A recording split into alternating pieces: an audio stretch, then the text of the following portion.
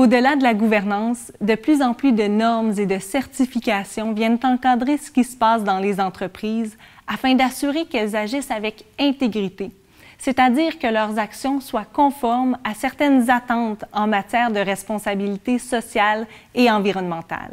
En plus des lois spécifiques à chaque pays, c'est-à-dire les hard laws, on retrouve aussi des normes et des certifications qui sont adoptées par les entreprises de façon volontaire, ce qu'on appelle les soft laws. Le professeur Luc Bresse nous présente la distinction entre la hard law et la soft law.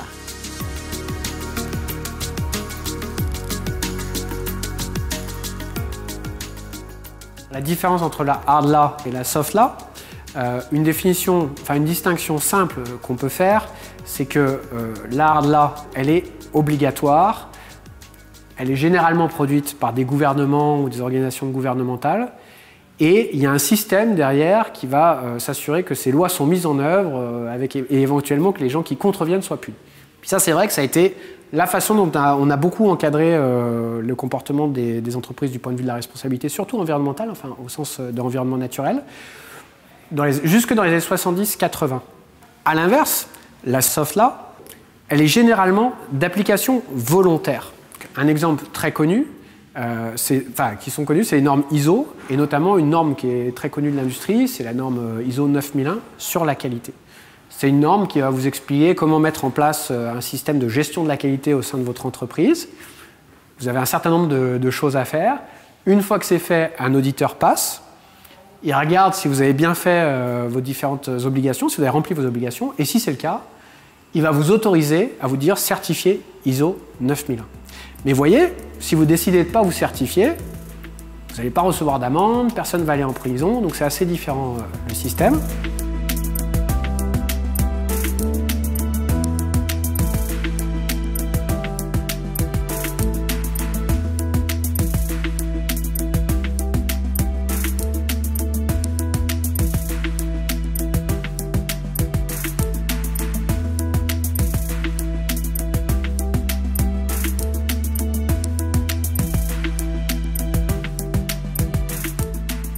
On observe que beaucoup d'entreprises ont tendance à parler de leurs bons coups. C'est assez naturel, hein. Je veux dire, il n'y a pas de raison de s'autoflageller. Donc les entreprises savent très bien parler de ce qu'elles font bien. Par contre, elles ont un peu plus de difficultés, naturellement, à parler de ce qu'elles font moins bien ou même de ce qu'elles ne font pas du tout. Et c'est ça l'enjeu des certifications et des audits. C'est de donner un portrait fiable de ce que fait l'entreprise, de ce qu'elle fait pas, de ce qu'elle ne fait pas, de ce qu'elle fait bien, de ce qu'elle fait moins bien, de ce qu'elle pourrait faire à l'avenir. Donc il y a un certain nombre d'enjeux qui viennent avec la notion de certification et d'audit, notamment la question de la standardisation. Une entreprise dit qu'elle fait quelque chose, comment est-ce que je peux la comparer à une autre entreprise qui dit qu'elle fait autre chose dans d'autres termes? Donc on standardise pour permettre la comparabilité, pour s'assurer également de la transparence. Donc quand il y a des audits et qu'il y a des personnes qui viennent inspecter ou vérifier ce que dit l'entreprise, ça permet aux personnes qui regardent, qui observent ce que fait la dite entreprise, de savoir à quel point c'est transparent et fiable comme information. Et l'idée aussi, c'est de permettre l'amélioration continue. Savoir où on se situe à un moment donné permet d'envisager les changements à apporter pour être plus loin à un temps T+1. Alors, qu'est-ce que c'est un audit en matière d'environnement, de développement durable? Eh bien, c'est une vérification des pratiques de l'organisation à partir d'un certain nombre de règles qui sont définies souvent dans le cadre d'une norme. Donc, il peut y avoir des audits internes ou externes. Dans un audit interne, la vérification est faite par des employés de l'entreprise. Donc l'avantage de ces audits internes, c'est que c'est moins coûteux qu'un audit externe, et les gens qui font les audits internes, normalement, connaissent bien les pratiques de l'entreprise. Un autre type d'audit, c'est un audit externe. Donc c'est la même logique de vérification. On utilise un certain nombre de grilles, un certain nombre de critères pour vérifier que l'entreprise est conforme en termes de politique environnementale, en termes de bonnes pratiques, si vous voulez, de gestion environnementale. Et cet audit, il est vérifié dans ce cas, donc dans le cas de la vérification externe, par des auditeurs qui sont agréés par des organismes de normalisation. Donc au Canada, c'est le Conseil canadien des normes. En France, ça va être l'AFNOR. Donc il y a différents organismes qui vont accréditer des auditeurs. Alors, quels sont les principaux objectifs des certifications en matière de développement durable? Il y en a qui portent sur les produits, il y en a qui portent sur les pratiques de gestion, et il y en a vraiment, en particulier sur les produits, il y en a des centaines. Il y a une véritable jungle au niveau des certifications. Pour ma part, j'ai surtout travaillé sur la certification au niveau des pratiques de gestion. Et l'objectif essentiel, qui est un peu similaire à celui pour les produits, c'est de rassurer le public, de rassurer les parties prenantes sur la prise en compte d'un certain nombre de principes, qu'ils soient environnementaux, qu'ils soient en matière de responsabilité sociale. Par exemple, la norme SA 8000, c'est une norme sur la responsabilité sociale des entreprises. L'entreprise qui adopte cette norme peut être certifiée. Elle est supposée appliquer un certain nombre de principes en matière de responsabilité sociale, notamment la prise en compte d'un certain nombre de conventions de l'Organisation internationale du travail. Pour ce qui est de la norme ISO 14001 sur laquelle j'ai plus particulièrement travaillé, c'est une norme qui porte sur les systèmes de gestion environnementale, donc sur la mise en place de politiques, de plans, d'objectifs, d'activités de formation en matière environnementale.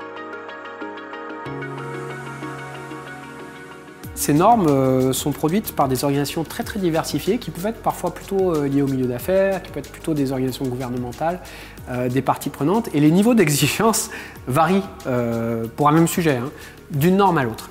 Et comme il y en a beaucoup, il y a des auteurs qui ont parlé d'un marché des normes et des standards, c'est-à-dire que les entreprises peuvent être tentées de faire leurs emplettes et de choisir finalement une norme qui leur plaît bien, parce qu'elle a moins d'exigences, parce qu'elle correspond plus à des problématiques qu'ils ont déjà traitées.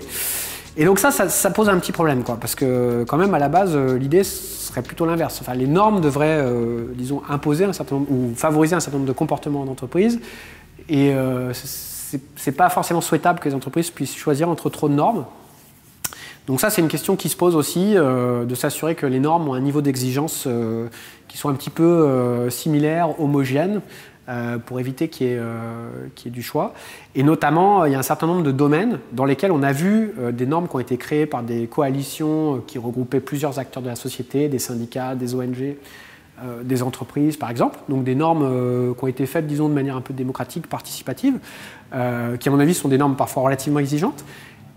Mais on voit apparaître dans les mêmes secteurs des normes qui sont plutôt produites par les milieux d'affaires uniquement, enfin, ou avec une intervention très faible d'autres acteurs de la société, et qui concurrencent ces normes-là. Donc un des défis, pour moi, c'est vraiment de s'assurer, en plus de l'homogénéisation, de s'assurer qu'il y a un niveau quand même d'exigence qui vient avec ces normes. Un des défis de l'audit en matière de RSE, c'est qu'en fait, la responsabilité sociale des entreprises est extrêmement vaste, couvre des domaines très différents, qui font en fait appel à des expertises, du point de vue de l'auditeur, qui sont très différentes. Et il y a peu d'auditeurs, à mon sens, qui peuvent auditer toutes les composantes de la RSE. Donc, je donne un exemple. Par exemple, dans la RSE, on va souvent inclure la protection de l'environnement. Alors là, on peut imaginer des biologistes qui vont prélever des échantillons sur une rivière pour s'apercevoir qu'une entreprise ne pollue pas. Enfin, c'est un peu caricatural, mais bon, il y a une dimension environnementale et c'est vrai que ça va prendre des compétences parfois en environnement. Mais il y a aussi le droit du travail. Alors là, si on veut s'assurer qu'une entreprise respecte le droit du travail à travers ses filiales, c'est d'autres profils. Ça peut être des juristes, des gens qui connaissent très bien le droit du travail, des gens qui ont une expérience des chaînes d'approvisionnement, des chaînes de valeur et tout. Et donc ça, c'est très différent. Les auditeurs, lorsqu'ils vérifient les pratiques de l'entreprise, vont vérifier souvent la documentation, ils vont faire quelques entretiens auprès des dirigeants, quelques entretiens auprès des employés, mais ils n'ont pas le temps de vérifier si la norme est vraiment intégrée à l'intérieur de l'entreprise. Certaines entreprises peuvent être tentées finalement de prendre en compte les principes de la norme, par exemple ISO 14001, juste avant l'audit, de telle sorte qu'au moment de la vérification, il soit conforme, alors que le système de gestion n'est pas réellement intégré dans les pratiques quotidiennes. Donc, un des défis, c'est qu'il y ait une intégration substantielle des principes de développement durable et pas une intégration en surface, en apparence, je dirais. Parce que c'est facile de tromper la vigilance des auditeurs. Ils ne sont pas là pour punir, n'est-ce pas? L'entreprise, ils sont là pour vérifier qu'elle applique un certain nombre de principes. Et quand on parle de la certification ISO 14001, par exemple, il y a quand même plus de 350 000 entreprises aujourd'hui dans le monde qui sont certifiées ISO 14001. C'est beaucoup, mais dans ces 350 000, il y en a qui font un très bon travail, mais il y en a d'autres qui n'ont pas vraiment internalisé dans les pratiques internes, donc les pratiques environnementales. L'intégration des normes et des certifications au sein des entreprises se fait en fonction de deux grands critères. Le premier critère, c'est l'intensité des pressions institutionnelles, donc de la communauté, des autres organisations, des gouvernements, afin que l'entreprise intègre des normes dans ses activités. Le deuxième axe ou la deuxième caractéristique, c'est l'intensité de l'engagement interne à l'entreprise. Dans quelle mesure les leaders au sein de l'entreprise et l'ensemble des employés veulent intégrer ces normes-là de façon plus durable, de façon plus intégrée à l'entreprise. Donc, on souhaite pas avoir une forme d'intégration qui est soit réactive ou soit symbolique, mais on souhaite aller vers une forme d'intégration qui est davantage proactive et davantage mobilisatrice au sein de l'entreprise.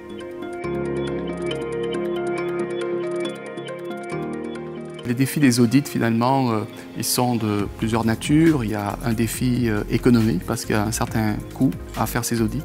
Pas seulement pour les audits externes, mais également en interne, ça demande des ressources. Il faut dégager des employés, du temps pour les auditeurs, mais aussi des personnes qu'on rencontre dans les entreprises. Et je me souviens d'avoir fait des entretiens dans les entreprises certifiées, ISO 9001, ISO 14001, etc., où les employés me disaient, et les dirigeants aussi, que pendant les audits, l'usine tournait au ralenti parce qu'il fallait bien faire les choses, il fallait vérifier la documentation, parce qu'il fallait que des employés soient disponibles, etc. Donc il y a vraiment un défi économique, il y a un défi social au niveau de l'utilisation qui est faite de l'audit. Est-ce que c'est une utilisation vraiment marketing ou est-ce que ces audits sont vraiment utilisés pour s'améliorer? Il y a des défis au niveau de la participation, de l'implication des employés qui doivent se préparer évidemment pour l'audit et pas seulement au moment de l'audit, mais ils doivent assurer un bon suivi de la norme qui est auditée. Et puis il y a un défi pour les dirigeants parce que certains dirigeants ne croient pas à ces normes, sinon au niveau marketing. Donc quand un dirigeant met en place un système de gestion ou une norme et un audit de vérification d'une norme de développement durable, il faut qu'il ait de bonnes raisons de le faire, et de bonnes raisons donc en termes d'amélioration des pratiques.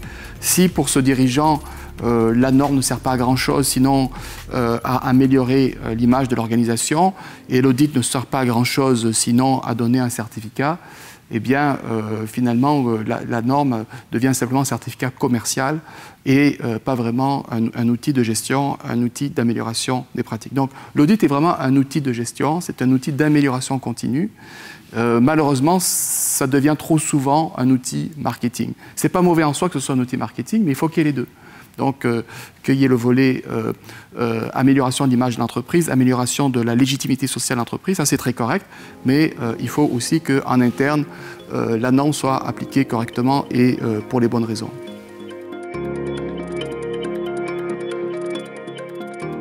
Les entreprises peuvent mettre en place plusieurs techniques afin de neutraliser l'impact négatif que peuvent avoir leurs actions dans les médias, par exemple.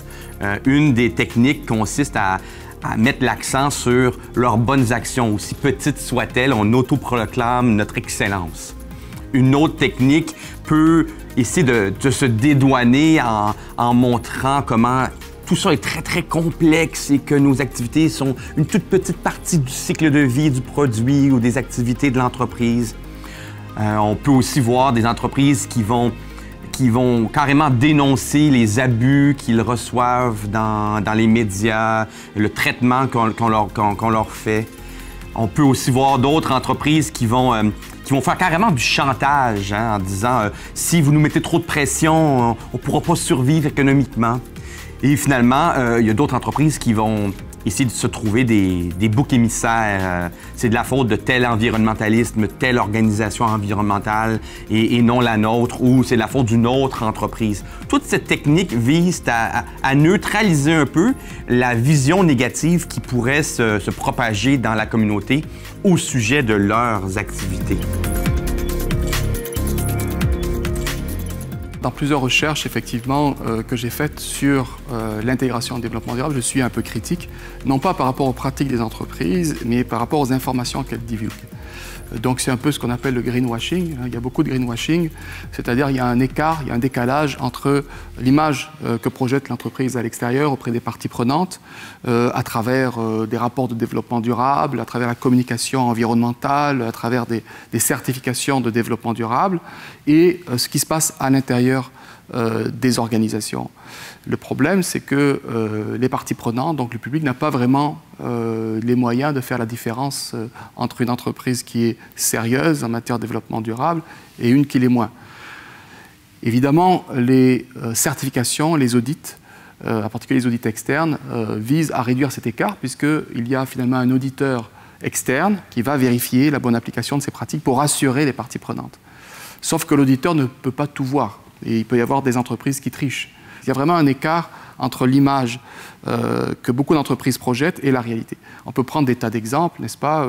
Au cours des dernières années, il y a eu l'affaire du Dieselgate, où on s'est aperçu que, évidemment, un certain nombre de constructeurs automobiles, pas seulement Volkswagen, Renault et d'autres constructeurs, finalement, avaient triché au niveau des émissions atmosphériques de leurs véhicules, en particulier les véhicules diesel. Et lorsque vous allez sur le site de ces entreprises, ils vont mettre de l'avant le caractère environnemental de leurs véhicules, le fait qu'ils respectent les normes, qu'ils sont très propres, etc. Donc c'est un exemple de greenwashing. Alors dans ce cas-là, l'affaire, évidemment, a fait beaucoup de bruit. Le public a pu voir l'écart, justement, entre l'image projetée par ces entreprises et la réalité. Mais dans beaucoup de cas, on ne s'en rend pas compte. C'est très difficile de le savoir. Outre les certifications de système de gestion, il y a aussi des certifications de rapports de développement durable. C'est un petit peu la même logique, où il y a des auditeurs externes qui vont vérifier si les informations divulguées sont fiables ou pas. Et c'est un peu dans ce contexte-là que j'ai parlé de simulacre, dont l'expression ici vient de Baudrillard, que j'ai utilisé, donc c'est un philosophe français, j'ai utilisé dans certaines recherches, et qui dénonçait, donc, entre autres choses, le fait que les signes, les images qui sont utilisées dans notre société sont complètement dissociés de la réalité, et dans certains cas, il n'y a plus de réalité du tout derrière ces images. N'est-ce pas? Lorsque vous, par exemple, vous regardez un rapport de développement durable d'une entreprise chimique ou du secteur des mines, dans lesquelles vous avez des images d'enfants souriants et puis de Père Noël, parce qu'on voit ce genre d'image dans les rapports de développement durable, ça n'a pas vraiment de lien avec l'activité de l'entreprise, ça n'a pas vraiment de lien avec les impacts de l'entreprise. En plus, ces rapports sont souvent très illustrés, on voit des beaux animaux, des animaux réputés gentils et beaux. Alors on va voir des dauphins, des belugas, etc. C'est quoi le lien entre ces animaux et les activités minières? Je ne sais pas trop, mais ça tend à améliorer l'image de l'entreprise. Donc là, on peut parler d'une sorte de simulacre, n'est-ce pas, de dissociation entre l'image projetée par l'entreprise à travers ses rapports de développement durable et la réalité.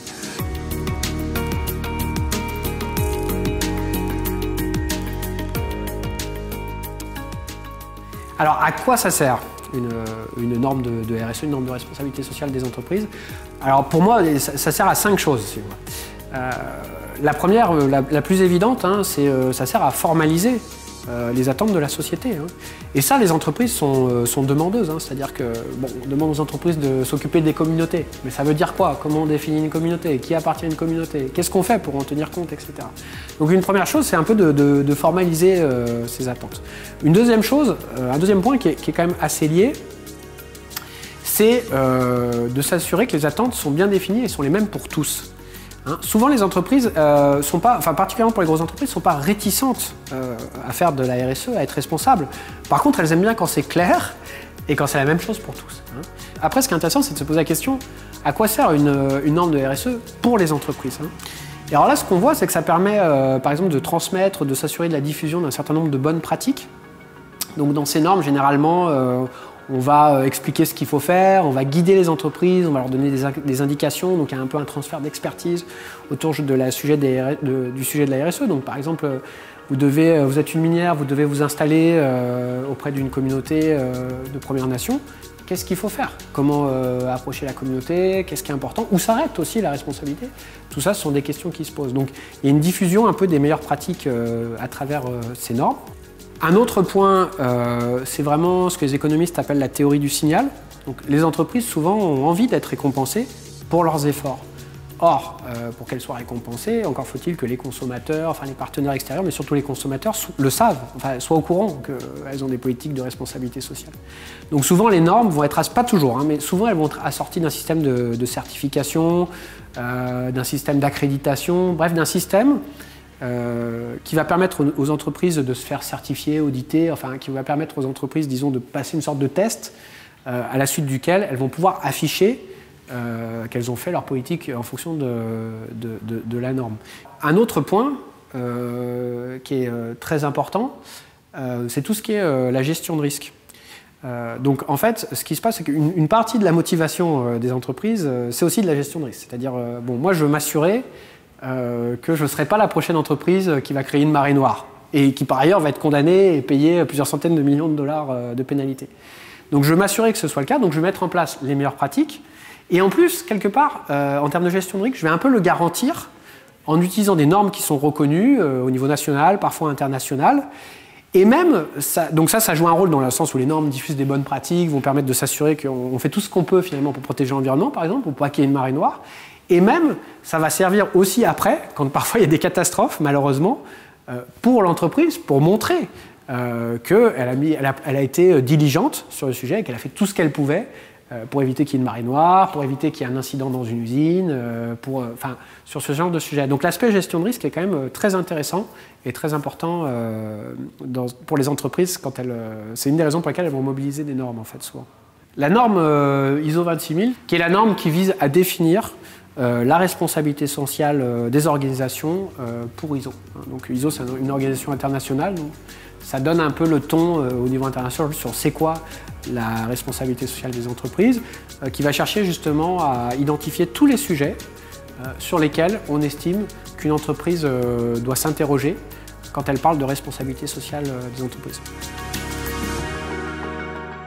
Au Québec, au cours de la dernière décennie, le terme « intégrité » a fait couler beaucoup d'encre, surtout aux suites des révélations de la commission Charbonneau. D'ailleurs, ces révélations ont donné lieu à la loi sur l'intégrité dans les contrats publics, qui visait à s'assurer que les relations entre le gouvernement et les firmes du secteur privé auxquelles le gouvernement confie des mandats par exemple de construction de routes, des mandats d'expertise conseil par exemple en technologie de l'information ou des mandats de gestion des services aux citoyens, comme les garderies subventionnées, se fassent de la manière la plus transparente possible. L'intégrité en matière de contrat public, si on l'entend comme la lutte à la corruption et à la collusion, est un exercice multiniveau. On dit multiniveau pourquoi? Eh bien parce que l'intégrité globale du système dépend de plusieurs choses en même temps. Il dépend d'abord des comportements individuels qui se doivent d'être éthiques. Il dépend également des pratiques institutionnelles qui doivent envoyer le signal fort que certaines choses, certaines pratiques qui étaient jusque-là tolérées sont maintenant inacceptables. Il dépend également, et on a tendance à l'oublier, de mécanismes de suivi et de contrôle, comme les audits, la jury-comptabilité et, oui, le travail judiciaire et policier. J'aime souvent dire que la corruption et la collusion, c'est un peu comme la moisissure dans une maison. C'est pas en nettoyant les traces noircies une seule fois que l'on va réussir à régler le problème. C'est en s'assurant que la maison reste bien ventilée à long terme. La corruption fonctionne un peu comme ça. Il faut s'assurer que le système demeure intègre dans son ensemble et demeure intègre de façon pérenne, mais ça suppose une vigilance constante. Les stratagèmes de corruption et de collusion fonctionnent de la même manière, c'est-à-dire qu'ils évoluent rapidement afin de ne pas être détectables et détectés. Donc, pour maintenir l'intégrité du système, ce qu'il faut, c'est, oui, des comportements éthiques, mais aussi un appareil de contrôle et de surveillance qui fonctionne bien. Ça veut dire que cet appareil de contrôle doit être bien financé, qu'il compte suffisamment d'employés compétents pour agir et que les lois lui donnent le pouvoir d'agir.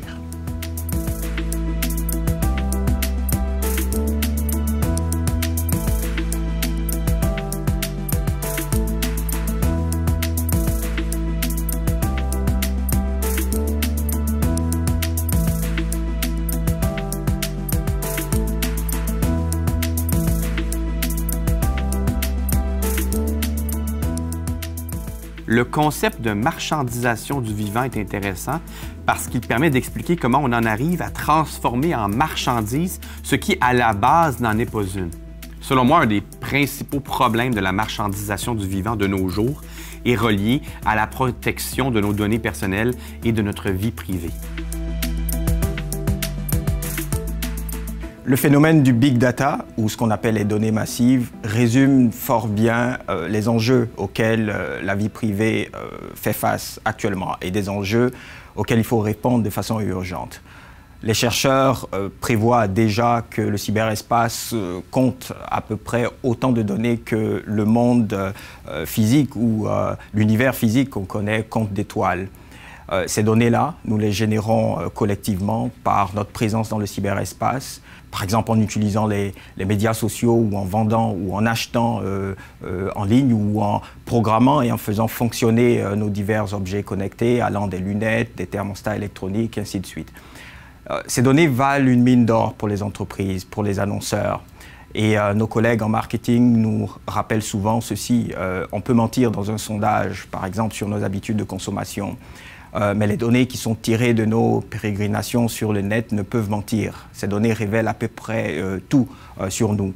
Alors il s'est développé autour de ces données un véritable marché, puisque les fournisseurs d'applications, fournisseurs de services en ligne se sont engagés dans l'acquisition à tout prix de ces données pour permettre ensuite aux annonceurs de nous arriver avec des propositions qu'en tant que consommateur, on ne peut se permettre de refuser, puisque ces propositions sont taillées sur mesure en fonction des profils qui sont dressés à partir de nos données. Alors comment concilier cette pratique-là, donc du commerce électronique par exemple, pour donner cet exemple, comment concilier cela avec la vie privée, comme on l'a défini, c'est-à-dire la vie privée qui comprend cette notion de confidentialité et les différentes protections qu'on doit assumer à l'individu, c'est l'enjeu auquel la notion fait face présentement.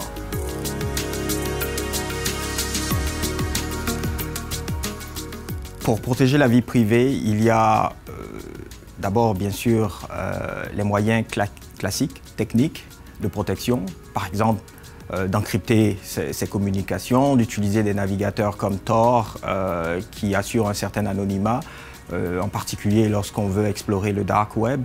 On peut également utiliser des adresses de courriel jetables ou mieux configurer la gestion donc des fameux cookies ou des fichiers témoins. Mais plus fondamentalement, on peut se poser la question suivante. Le système actuel fonctionne-t-il? Peut-être faut-il le réformer pour permettre au marché qui s'est développé autour des données d'être quelque peu équitable. Le système actuel permet donc à une poignée d'organisations d'engranger des milliards en revenus publicitaires.